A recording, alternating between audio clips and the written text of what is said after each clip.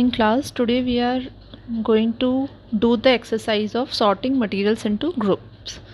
In the last class we understood how do we sort materials on the basis of their appearance, hardness, whether it is hard or soft, on the basis of how whether it is shiny or dull, on the basis of their whether it passes the light through them, whether it is transparent, translucent or opaque. On these bases we separate materials, and we also understood the importance of sorting materials. Why do we sort materials? Because it makes our study easy. We can differentiate and compare and study. So today we are doing the exercise of this chapter.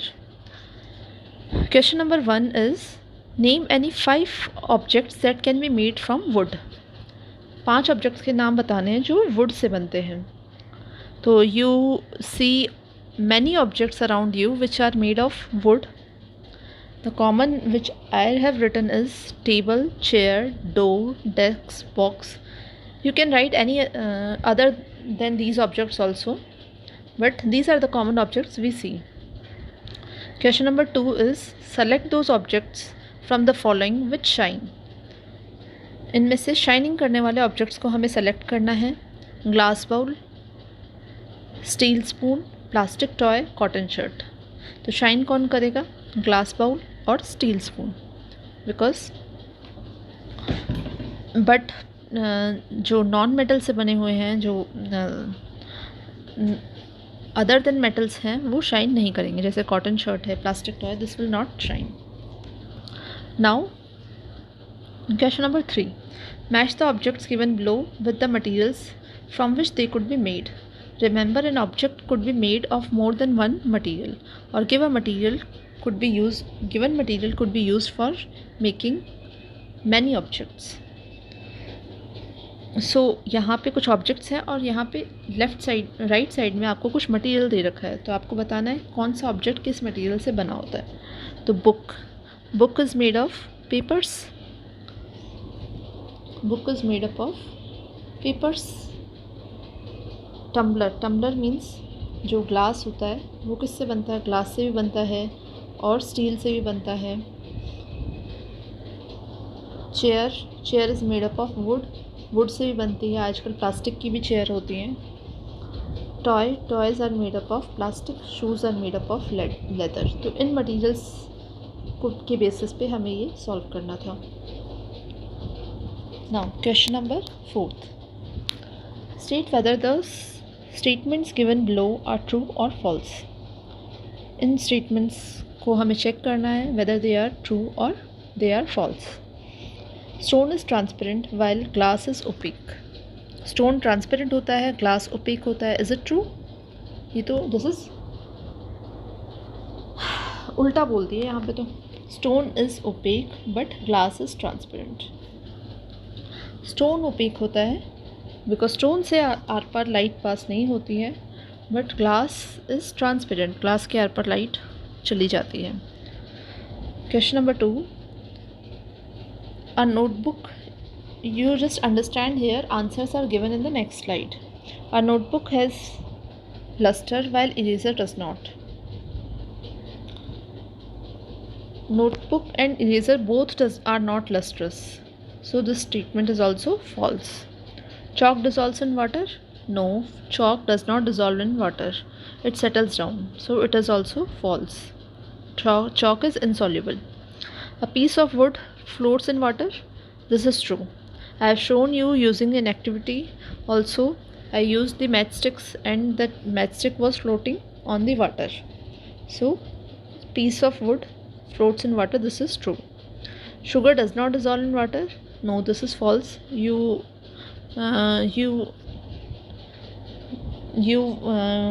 would be seeing this. आप तो देखते ही होंगे ये चीज़ बार बार घर पे.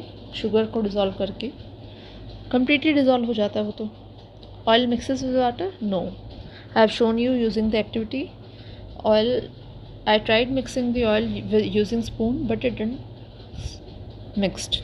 सो oil is immiscible liquid in water. Sand settles down in water. This is true. Sand settles down. Vinegar dissolves in water. True. Vinegar, if you put vinegar into water, it will dissolve. So here are the solutions of this question.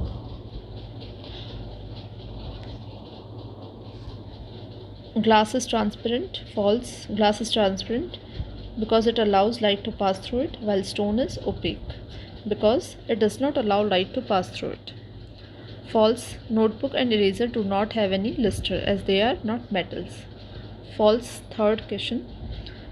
Chalk does not dissolve in water because it is insoluble in water. Fourth is true. A piece of wood floats on water because density of wood is lesser than that of water. Fifth is false because sugar is soluble in water. Sixth is false. Oil does not dissolve in water. It makes a separate layer on water. Seventh is true. Sand settles down in water as it is heavier than water. Eighth is true. Vinegar is soluble in water. Now, question number 5. Given below are the names of some objects and materials. यहाँ पे कुछ objects दिए हुए हैं. Water, basketball, orange, sugar, globe, apple, earthen, picture. Group them as round shaped and other shapes, eatables and non eatables. इनको इस basis पे group करना है. इनमें से कौन सा राउंड होता है, कौन सी किसकी शेप अदर देन राउंड होती है, कौन सा ईटेबल है which we can eat and कौन सा हम नहीं खा सकते. So round shaped we all know. Basketball orange भी राउंड होता है. Globe is also round. Earthen picture is also round. But other shape, apple का शेप राउंड नहीं होता है. राउंड जैसा होता है बट कंप्लीट राउंड नहीं होता है. So it is other shape. Eatables में वाटर और orange, sugar, apple, these can be eaten. And non eatables में basketball, globe, earthen, pitcher. Earthen pitcher means घड़ा. Question number 6. List all the items known to you that float on water.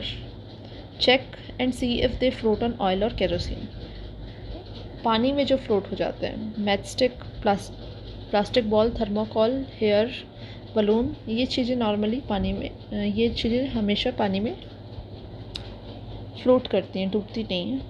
और ये kerosene और oil पे भी float करेंगी. Now find the odd one out from the following. Chair, bed, table, baby, cupboard. इसमें क्या होगा, सीधा दिखाई दे रहा है baby because baby is living thing, others are non living thing. Rose, jasmine, boat, marigold, lotus. इसमें क्या होगा, साफ दिखाई दे रहा है. यहाँ पे भी हम क्या सीख रहे हैं, सेपरेशन. हम कॉमन क्वालिटीज़ देख रहे हैं, कॉमन चीज़ देख रहे हैं और उसमें से अनकॉमन को अलग कर रहे हैं. सो रोज़, जैस्मिन, मैरीगोल्ड, लोटस तो फ्लावर्स के नेम है. बोट फ्लावर में नहीं आता तो it is odd. Aluminium, iron, copper, silver, sand. तो इसमें ऑड क्या होगा, सैंड. बाकी चारों क्या है, मेटल्स हैं. Sugar, salt, sand, copper, sulphate. इसमें क्या होगा, सैंड बिकॉज बाकी सब सॉल्युबल हैं वाटर में. So here is the solution. Thank you children. Have a nice day.